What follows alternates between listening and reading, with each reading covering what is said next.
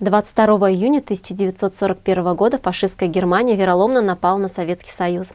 Началась Великая Отечественная война, которая нарушила мирную жизнь миллионов людей и принесла горе в каждую семью. В этот день мы чтим память героев, защитивших Родину в боях и совершивших трудовой подвиг в тылу, всех, кто приближал День Победы. Мы скорбим обо всех погибших на полях сражений и павших в фашистской неволе, всех, кто не дожил до победы. 22 июня – День памяти и скорби. День, пропитанный болью, надеждой и героизмом. Эта дата знакома каждому, чья родина — Россия.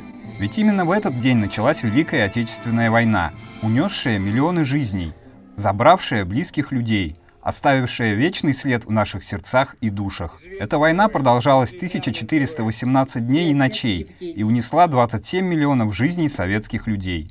В этой свече олицетворяется память о всех, не только 27 миллионов человек, которые не вернулись домой. Память о всех тех, кто вернулся домой с увечьями, кто вернулся домой живым и здоровым. Память о тех, кто работал, совершал настоящие подвиги здесь, в тылу. Цветы, свечи и слова. Такое не должно повториться никогда. Сегодня в нашей стране День памяти и скорби.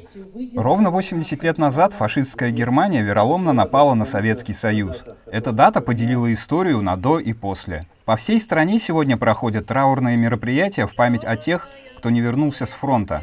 Сегодня мы повторяем снова и снова: никто не забыт. Кармаскалинцы зажигают свечи.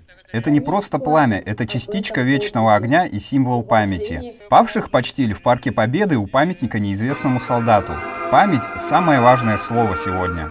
Все собравшиеся почтили память героев, погибших при защите рубежей нашей Родины, минутой молчания.